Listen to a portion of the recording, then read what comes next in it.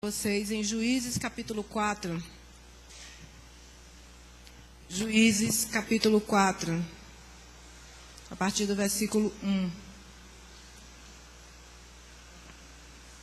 Aleluia.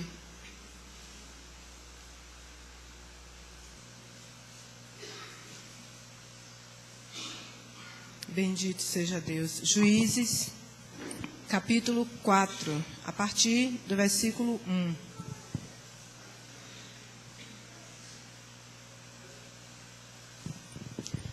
Ao término da nossa reunião, Maísa deseja falar com todas as mulheres. Permaneçam, é coisa rápida. E após Maísa falar com as mulheres, eu desejo falar com todos os líderes aqui presentes. Os líderes principais e os que estão liderando juntos, né? O líder na sua forma geral. Capítulo 4 de Juízes diz assim: Os filhos de Israel tornaram a fazer o que era mal perante o Senhor. Depois de falecer Eude, entregou-os o Senhor nas mãos de Jabim, rei de Canaã, que reinava em Azor. Sísera era o comandante do seu exército, o qual então habitava em Arosete-Ragoim. Clamaram os filhos de Israel ao Senhor, porquanto Jabim tinha 900 carros de ferro e por 20 anos oprimia duramente os filhos de Israel. Débora, profetisa, mulher de Lapidote, julgava Israel naquele tempo.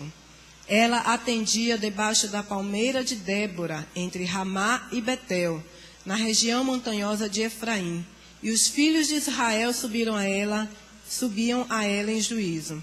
Mandou ela chamar Baraque, filho de Abinoão, de Quedes, de Naphtali, e disse-lhe: Porventura o Senhor, Deus de Israel, não deu ordem dizendo: Vai e leva gente ao monte Tabor, e toma contigo 10.000 homens dos filhos de Naphtali e dos filhos de Zebulon? E farei ir a ti para o ribeiro Quizon, a Sísera, comandante do exército de Jabim, com seus carros e as suas tropas, e darei nas tuas mãos. Então lhes disse Baraque: Se fores comigo, irei. Porém, se não fores comigo, não irei. E ela respondeu: Certamente irei contigo, porém não será tua a honra da investida que empreendes, pois às mãos de uma mulher o Senhor entregará a Sísera. E saiu Débora e se foi com Baraque para Quedes. Então Baraque convocou a Zebulon e a Naphtali em Quedes, e com ele subiram 10.000 homens, e Débora também subiu com ele. Ora, Eber, queneu, se tinha apartado dos queneus, dos filhos de Obabe, sogro de Moisés, que havia armado as suas tendas até o carvalho de Zaanaim, que está junto a Quedes. Anunciaram a Sísera que Baraque, filho de Abinoão, tinha subido ao monte Tabor. Sísera convocou todos os seus carros, 900 carros de ferro, e com todo o povo que com ele de Arosete-Ragoim para o ribeiro de Quizon. Então disse Débora a Baraque: Dispõe-te, porque este é o dia que o Senhor entregou a Sísera em tuas mãos. Porventura o Senhor não saiu adiante de ti? Baraque, pois, desceu do monte Tabor e 10.000 homens após ele. E o Senhor derrotou a Sísera e todos os seus carros, e a todo o exército, a fio de espada, diante de Baraque. E Sísera saltou do carro e fugiu a pé. Mas Baraque perseguiu os carros e os exércitos até Arosete-Ragoim. E todo o exército de Sísera caiu a fio de espada, sem escapar nenhum sequer. Porém, Sísera fugiu a pé para a tenda de Jael, mulher de Eber, queneu, porquanto havia paz entre Jabim, rei de Azor, e a casa de Eber, queneu. Saindo Jael ao encontro de Sísera, disse-lhe: Entra, senhor meu, entra na minha tenda, não temas. Retirou-se para a tenda, e ela pôs sobre ele uma coberta. Então ele lhe disse: Dá-me, peço-te de beber um pouco de água, porque tenho sede. Ela abriu um odre de leite e deu-lhe de beber e o cobriu. E ele lhe disse mais: Põe-te à porta da tenda, e há de ser que se vier alguém te perguntar: Há alguém aqui? Responde, não. Então Jael, mulher de Heber, tomou uma estaca da tenda e lançou mão de um martelo e foi-se mansamente a ele. E lhe cravou a estaca na fonte de sorte que penetrou na terra, estando ele profundamente do sono e muito exausto. E assim morreu. E eis que perseguindo Baraque a Sísera, Jael lhe saiu ao encontro e lhe disse, vem, e mostrar-te-ei o homem que procuras.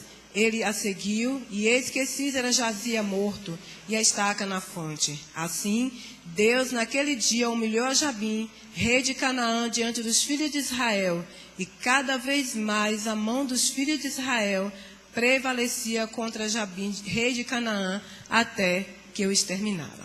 Amém. Por favor, Jair nos guie em oração.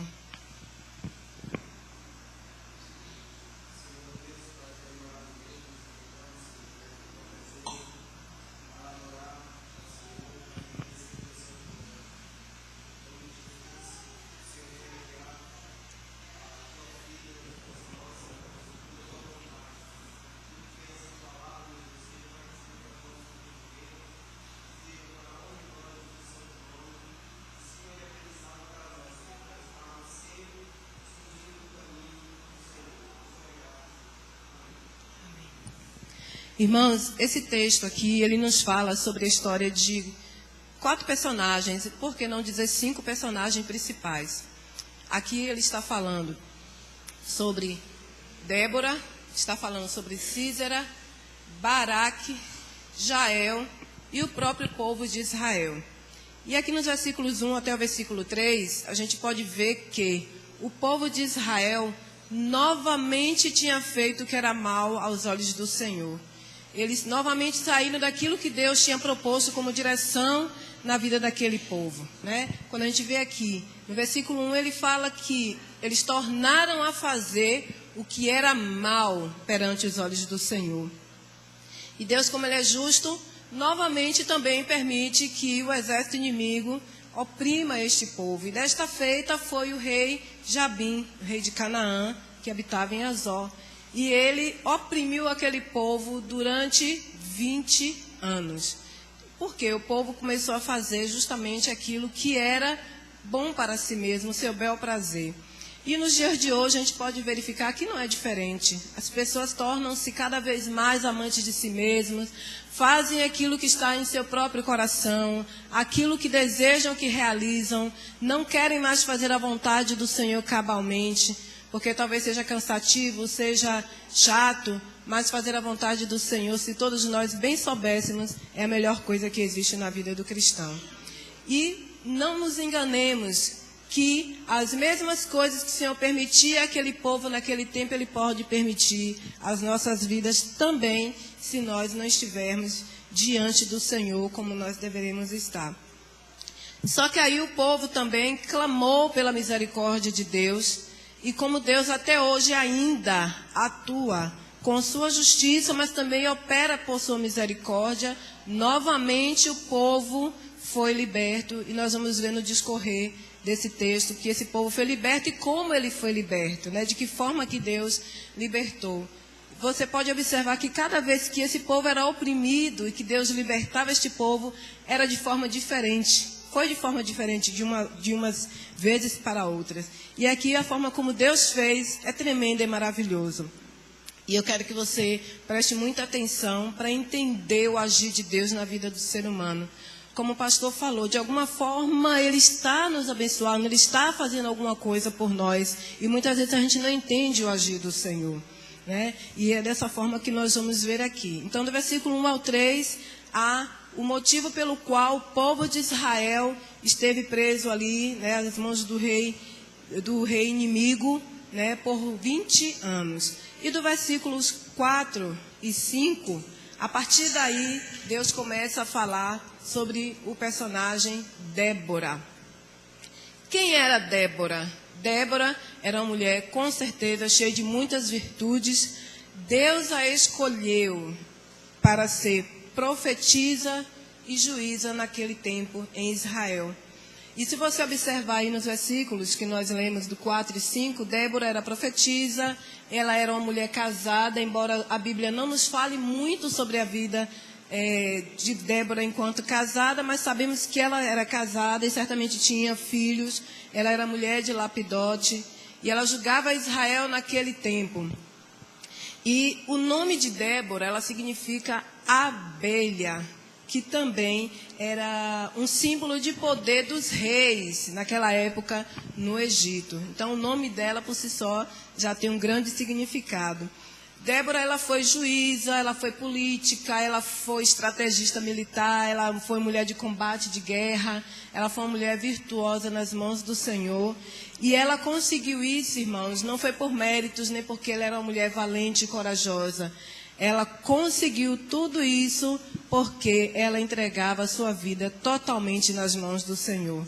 Você sabe por que eu estou dizendo isso, afirmando? Porque nós sabemos, e bem sabemos, biblicamente, que as mulheres elas não tinham oportunidades nos tempos passados. E como é que uma mulher se torna juíza e profetiza, e chega até mesmo guiar um exército? Porque nós vamos ver aqui à frente que Baraque, ele não quis ir sozinho, ele teve medo de ir só. Ele confiava no Deus que Débora servia piamente e ela queria que ele fosse, ou melhor, que ela fosse junto com ele também. Então ela era uma mulher confiante, talentosa, porque ela teve, certamente ela tinha muitas coisas boas para passar para aquelas pessoas. E uma coisa que é interessante também, que Débora era tão usada por Deus, que até a palmeira onde ela atendia as pessoas era chamada palmeira de Débora. Será que isso era à toa? Não. Porque todo mundo já conhecia e reconhecia Deus na vida de Débora.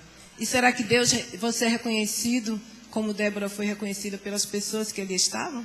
Olhe para teu irmão e pergunta aí. As pessoas te reconhecem como servo de Deus?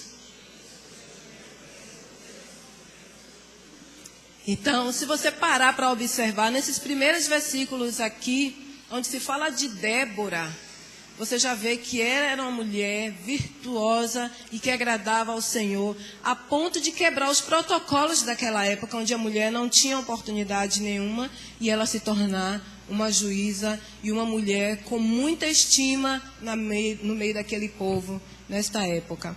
E nos versículos 6 ao 11, amados, nós começamos a história efetivamente da libertação do povo de Deus ali, através de Débora e Baraque, né, e as pessoas que ali estavam para lutar. Nesse versículo 6, vamos aqui ler: mandou ela, Débora, chamar Baraque, filho de Abinoão, de Quedes e Naphtali, e disse: porventura o Senhor Deus de Israel não deu ordem dizendo? Quando Débora fala isso para Baraque, eu entendo e fica muito claro que Deus já havia ordenado a Baraque a fazer o que ela estava repetindo para ele neste momento, o que ela vai repetir que nós vamos ler. Então Baraque, por um momento ele foi desobediente ao Senhor, a ponto de novamente Deus chamar a atenção dele e dizer isso aqui: porventura, no versículo 6, parte B, o Senhor Deus de Israel não deu a ordem dizendo: vai e leva a gente ao monte Tabor, e toma contigo 10.000 homens, dos filhos de Naphtali e dos filhos de Zebulon? Ou seja, Deus já havia falado com Baraque para ir à guerra, para libertar o povo de Israel. Mas Baraque não tinha obedecido. E aí nós vamos ver que existem consequências por esta desobediência de Baraque. Ele não confiava em Deus como Débora confiava. Porque se ele confiasse, no primeiro momento que Deus mandou ele ir para a guerra, ele já teria ido. E quantos de nós somos covardes? Quantos de nós o Senhor tem mandado fazer a obra dele, o ID dele, e nós colocamos tantas desculpas para não irmos? Eu não sei qual era a desculpa de Baraque, mas é certo que ele não foi na primeira vez que Deus mandou. E foi necessário Deus o chamar de uma forma mais incisiva, através de Débora, para que ele pudesse ir fazer o que Deus havia mandado. E como eu disse para vocês, mulheres naquela época não tinham oportunidade. E olha a tamanha ousadia de Débora para chegar um comandante do exército para poder ordenar que ele fosse à guerra, mas não por ela, mas em nome do Senhor, né? E nós temos que agir desta forma, irmos para a guerra em nome do Senhor. E a nossa guerra hoje não é uma guerra travada como era antigamente, uma guerra de sangue, de espadas, de carros de ferro, de lanças. Não, a nossa guerra hoje é exclusiva e unicamente não é contra a carne nem contra o sangue, mas é contra as potestades, é contra o inimigo de nossas almas, né? É contra ele que nós temos que lutar. E a nossa guerra também consiste em nós trazermos as vidas que estão perdidas no mundo para o reino de Deus. E quantas vezes nos acovardamos e não fazemos aquilo que Deus manda.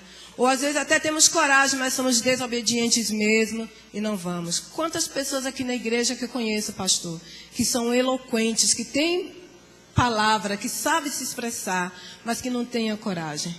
E quantos que talvez tenham coragem, mas não se aplicam a aprender a palavra de Deus para ir pregar o evangelho. Eu não sei qual era a dificuldade de Baraque, nós não sabemos, que a Bíblia não nos revela. Mas é certo que ele tinha alguma dificuldade que o acovardou, tornou ele covarde e não foi fazer aquilo que Deus tinha falado para ele, que era justamente libertar o povo de Israel das mãos do inimigo. E nós temos essa missão hoje. Nós temos a missão de libertar o mundo do inferno. E nós não temos feito isso de forma cabal. O que é que nós precisamos fazer? Obedecer ao Senhor. E aqui nos versículos que se seguem, no 7 diz: E farei ir a ti para o ribeiro Quizon a Císera, comandante do exército de Jabim, com seus carros e tropas, e darei nas tuas mãos. Deus confirma mais uma vez para Baraque, através de Débora, que ele iria à frente na batalha, né? E que o Senhor mesmo faria com que o exército inimigo fosse entregue nas mãos de Baraque, pelo poder do Senhor, né? Mas só que, o que é que acontece? Lá no versículo 8, Baraque, de forma muito covarde, diz a Débora: Então lhe disse Baraque: Se fores comigo, irei.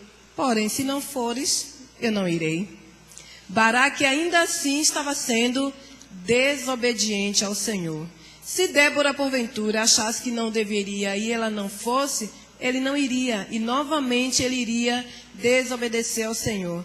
Mas só que quando Deus, como já foi lido aqui nesta noite também, agindo Deus, quem pode impedir? Ninguém. E aquele era o momento de Deus agir para libertar aquele povo. Então, o que é que Deus faz? Motiva e permite que Débora vá com Baraque. Só que a condição escolhida por Baraque tem suas consequências, né? Quando Baraque, ele diz para Débora: Eu só vou se você for. Se você for, ou melhor, se você não for, eu não vou. A partir daí, Baraque estaria abrindo mão daquilo que Deus teria como honra para a vida dele. E o que é que o Senhor fala através de Débora? Certamente, no versículo 9, certamente irei contigo, porém não será tua a honra investida, da investida que você empreende, pois às mãos de uma mulher o Senhor entregará a Císera. O que é que Deus tinha para Baraque? Era algo completo. Mas por conta da escolha dele mesmo, ele disse: Eu só vou se você for. Quando ele fala isso, ele está dizendo: Eu não confio totalmente em Deus, ou não confio totalmente naquilo que você está me falando. É como se fosse uma garantia de que o que Débora estava falando era verdade. Ele queria ter certeza, assim, bom, se o que ela está falando é verdade, ela vai comigo, ela não vai temer. Mas se ela não for, ela está temendo. Então, Baraque ainda não tinha aprendido a confiar 100% no Senhor. E quantos de nós somos assim, irmãos? Quantos apelos a fazermos a vontade de Deus de forma muito espontânea e com muita liberdade é feito aqui na nossa igreja e em outros lugares, através da própria palavra, e nós não confiamos. Quando se fala de dízimos e ofertas, que é um tema muito polêmico, e que a gente sabe que não é uma barganha, é uma gratidão a Deus por aquilo que Ele já tem feito por nós. E quantos de nós não confiamos piamente no Senhor, em saber que aquilo que nós separarmos para ofertar à casa do Senhor, Deus não deixará nos faltar nada, pelo contrário, Ele suprirá muito mais ainda. Não que seja uma troca, irmãos, mas é porque é a confiança que nós precisamos ter no Senhor acerca das coisas. O mesmo que você chegar no seu emprego, no seu trabalho, e seu chefe lhe mandar mentir, o Senhor mandar você garantir o seu testemunho, a sua palavra. Como o pastor já contou aqui o testemunho dele. Ele não quis fazer o que era incorreto no trabalho e ele foi demitido. Mas porque era o momento dele sair de lá. Mas também você pode não fazer aquilo que o seu chefe manda, que foi ilícito, você não ser demitido, como já aconteceu comigo. Já falei aqui para vocês em outro momento. Meu chefe mandava eu mentir, eu dizia para ele, eu não vou mentir, ele vou demitir você, pode demitir. E no outro dia eu estava lá bem bonita, trabalhando de novo, e nessa brincadeira foram 4 anos trabalhando nessa empresa, ele mandando eu mentir, eu dizendo que eu não vou mentir. Então, é muito melhor obedecer a Deus. Né? Como lá em Atos, quando Pedro fala, né, que muito melhor é obedecer a Deus do que aos homens. E aqui, meus irmãos, Baraque, ele abriu mão da honra que o Senhor havia preparado para ele. E o que é que Deus fala para ele? Tudo bem, você vai, Débora vai, mas não te darei a honra que te daria por cima daquilo que o Senhor tinha proporcionado a ele, que era ir para a guerra, lutar contra o exército inimigo. Darei ao inimigo as mãos de uma mulher. Né? E novamente Deus aí honrando as mulheres na Bíblia. Né? E nós não temos como fugir, meus irmãos, de Deus. Se Deus lhe chamou para algo, pode levar o tempo que for. Né, Vitor? Vitor sabe do que eu estou falando. Cris e tantas outras pessoas que tem aqui. Vitor eu cito como exemplo muito prático, que ele esteve aqui, se converteu aqui para a glória de Deus, o Senhor o chamou aqui, ele ficou um bom tempo, trabalhou conosco e de repente Vitor quis experimentar outras igrejas e visitou, acabou se firmando em uma outra igreja e daqui a pouco Deus o chama de volta para aqui, porque o que o Senhor tem para ele é aqui neste lugar. Né? Então não adianta fugir de Deus. A gente, como o Salmo 139 diz, não importa onde eu me esconder, o Senhor me encontrará. Né? Então não adianta você se esconder do chamado que Deus tem para a sua vida, porque Ele vai te encontrar e Ele vai fazer o que Ele disse que vai fazer. Não adianta se esconder do Senhor. Quantas vezes o pastor deve ter se escondido de Deus para não fazer? E tantos outros que tem aqui, que o Senhor já falou, que tem ministério na vida para realizar coisas tremendas para o reino dele, se escondem. Deus vai te achar, não adianta. O Senhor vai te achar.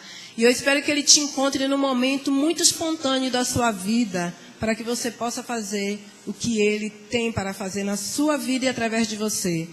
Tomara ao Senhor que seja desta forma, porque também não for, o Senhor vai te fazer passar por circunstâncias que talvez você não goste, para que você seja consertado. E lá na frente a gente vai ver que Baraque certamente não ficou tão feliz pelo resultado da sua desobediência. Então é muito importante nós obedecermos a Deus para não sofrermos consequências.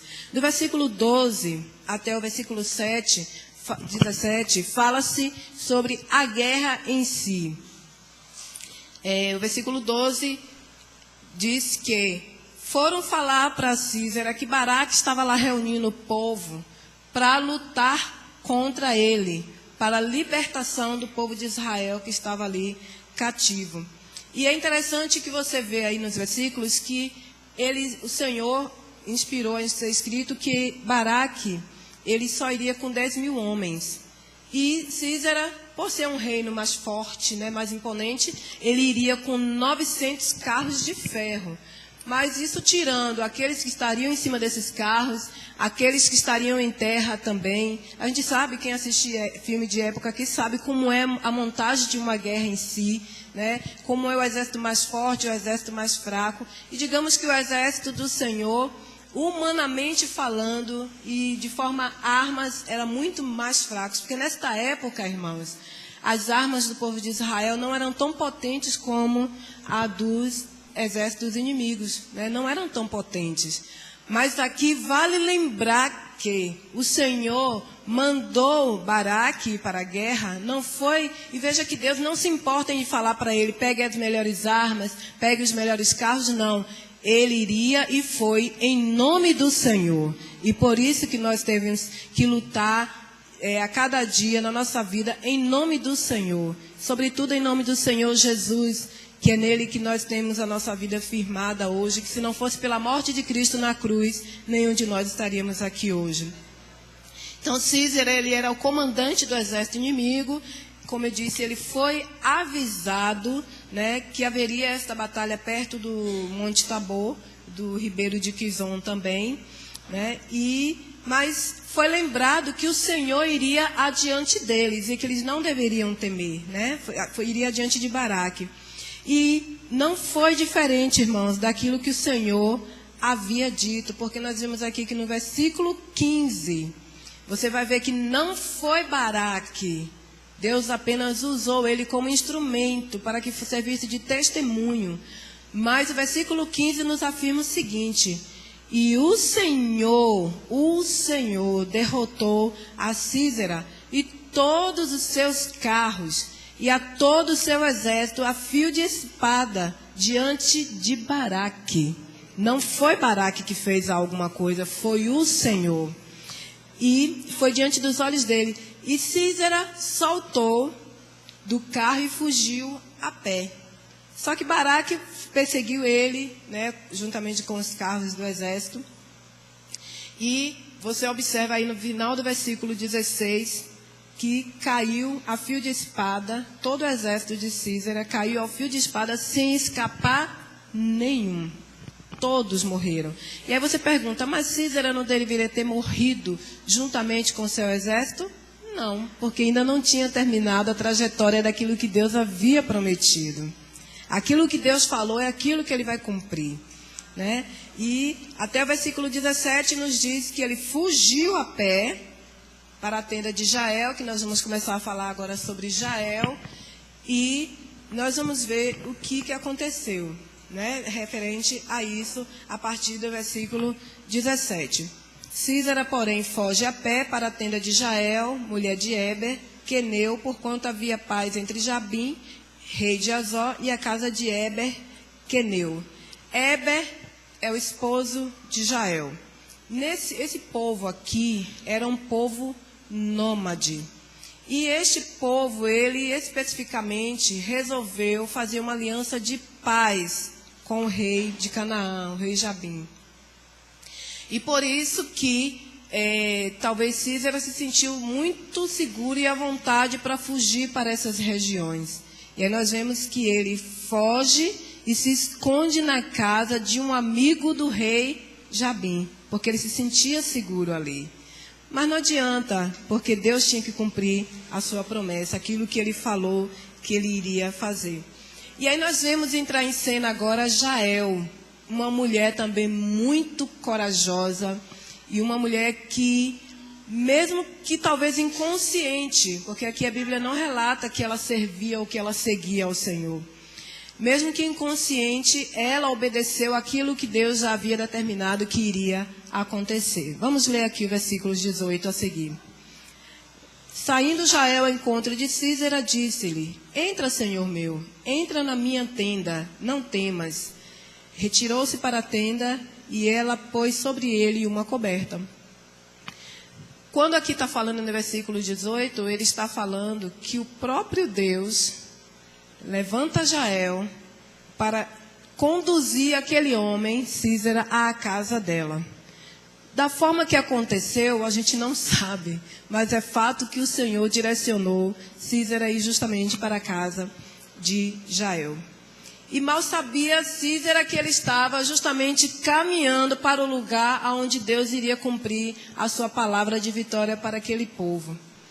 E Jael, uma mulher muito inteligente, ela deve ter pensado assim, naquela época, a gente sabe que as coisas eram muito radicais. E se de repente eu estou em casa sozinha, Henrique chega lá, meu esposo não está lá em casa, Henrique chega lá e eu estou sozinha com o Henrique, é problema. E aí, mas ela quebrou esse protocolo e chama o comandante do exército inimigo para dentro da casa dela. E olha como ela, aí eu vou falar um pouco para as mulheres aqui.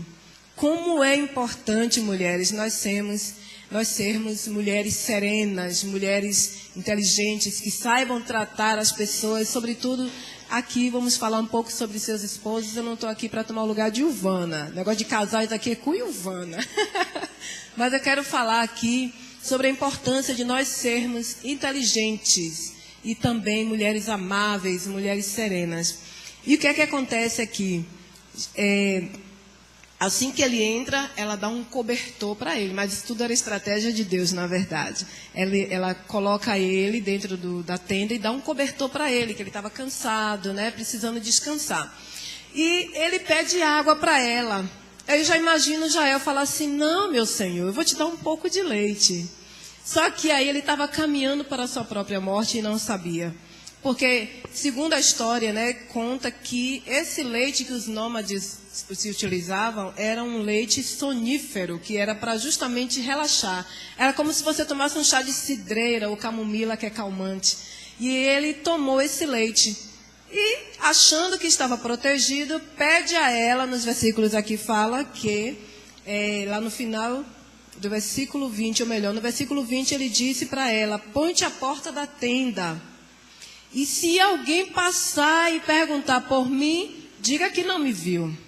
Né? E ela dá esse leite ao Císera e ele dorme. E o que é que acontece nos versículos seguintes? No versículo 21, então Jael, mulher de Heber, tomou uma estaca da tenda. Aí com certeza na nossa mente pensa-se, que mulher violenta. Né? Como é que Rosália fala que a mulher tem que ser amorosa e que de repente ela pega a estaca, porque nós já lemos o que aconteceu com Císera. Imagine vocês, homens, sendo atacados por uma mulher com a estaca e um martelo. Pois foi assim que Jael venceu o comandante do exército inimigo. E aí Jael, neste momento, ela também está quebrando outro protocolo. O primeiro protocolo que ela quebrou foi ela deixar este homem entrar na casa dela, mesmo sem seu esposo estar, porque ele também estava na guerra. Ela quebrou o primeiro protocolo. E o segundo protocolo, ela quebra quando ela intenta matar aquele homem. E aí você, voltando para os versículos anteriores, o que é que nós lemos? Que esses nômades, especificamente Heber, fez um pacto de aliança com o rei de Canaã. Então jamais ela poderia tentar fazer algo contra alguém que fazia parte daquele reino. Mas a Bíblia nos diz que é muito melhor obedecer a Deus do que aos homens. E mesmo que a gente tenha que quebrar protocolos humanos diante da palavra do Senhor, a gente quebra, porque a gente precisa obedecer ao Senhor. Né? E aí ela quebra esse protocolo.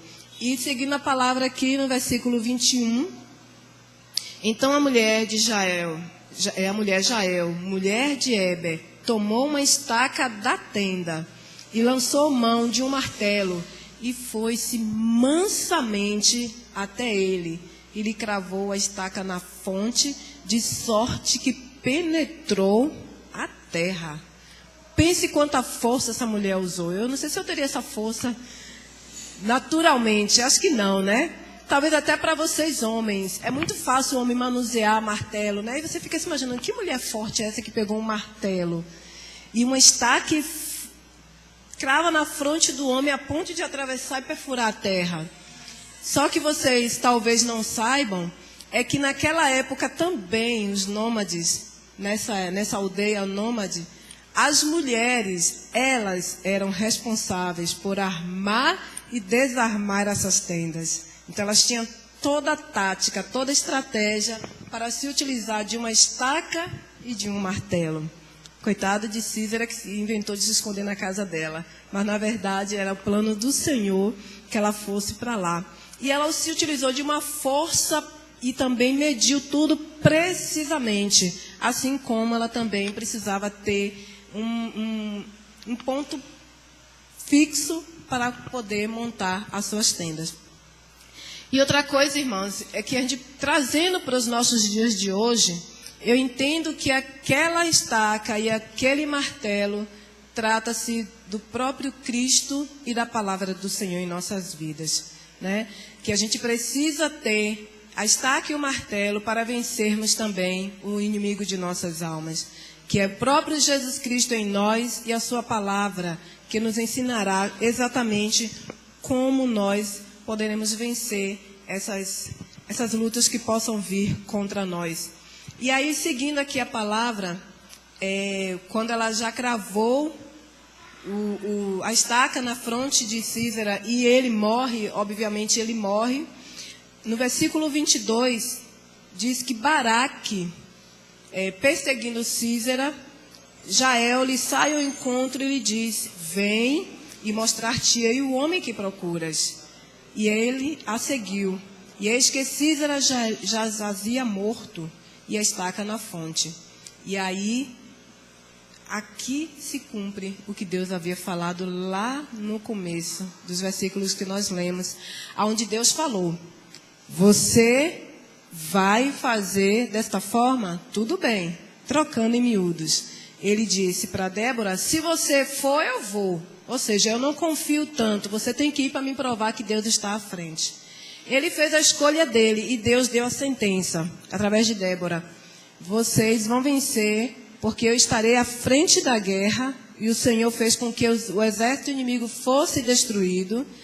Porém, nas suas mãos não irá a honra para aquilo que você está empreendendo, que é esta guerra. Darei Císera às mãos de uma mulher.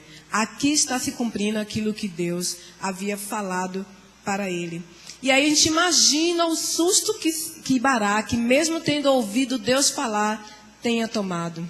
Porque ele era o comandante daquele exército para libertar o povo.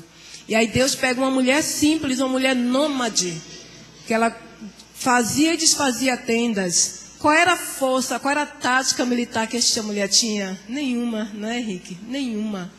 Mas ela tinha, mesmo que de forma inconsciente, o Deus Todo-Poderoso, Senhor dos Exércitos, que condicionou ela a fazer essas coisas.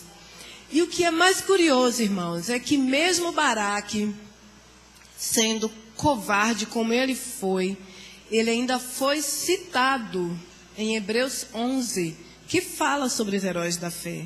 Vamos lá ver, para você ter a certeza. E aí você fica assim falando, como é que Deus faz isso? Um homem que foi simplesmente covarde, e Deus o diz e o considera como herói da fé. Hebreus 11, versículo 32.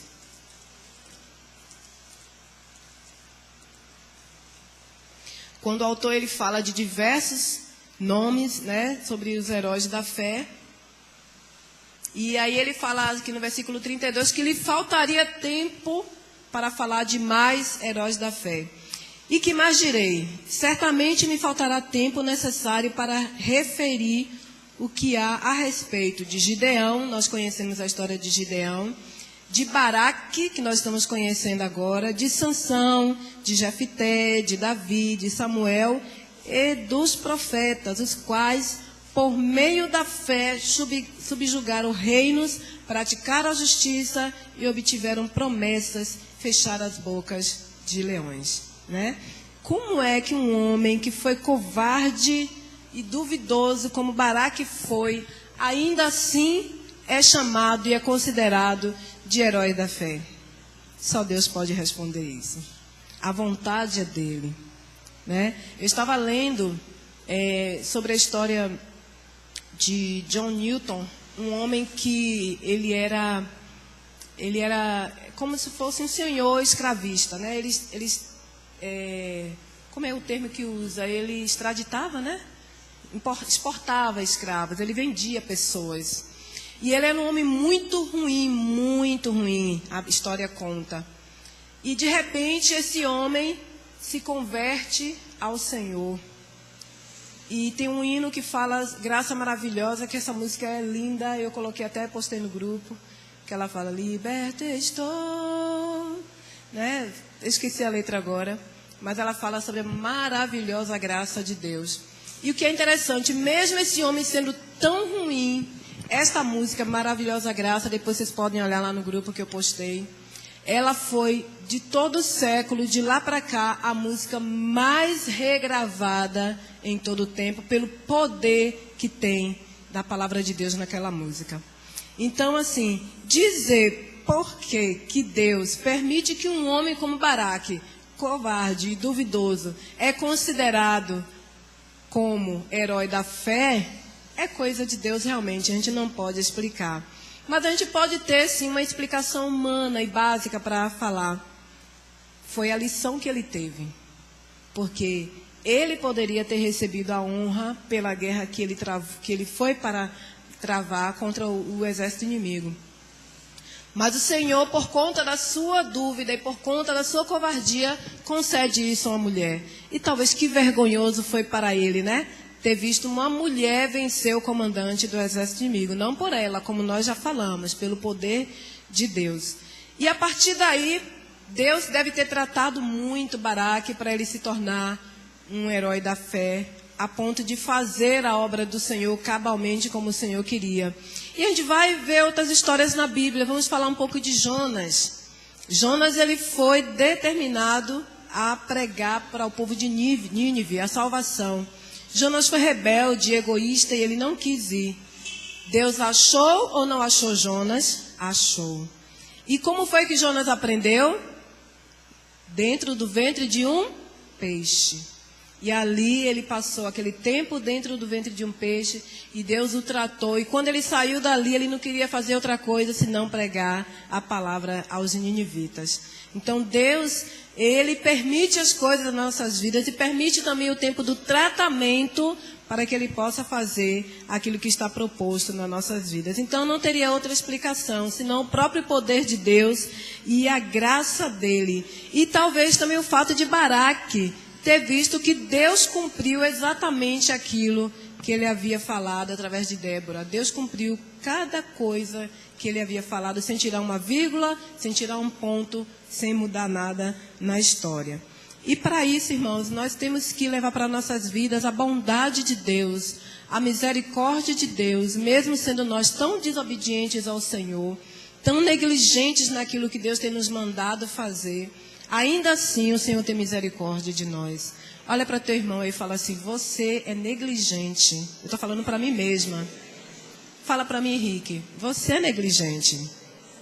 Mas mesmo assim, Deus é bondoso com você. E Ele quer te usar para o reino dEle. E nós, irmãos, estamos hoje ainda, muitas vezes, como aquele povo de Israel, fazendo aquilo que nos traz prazer. E esquecendo muitas vezes de fazer aquilo que Deus quer que façamos de fato.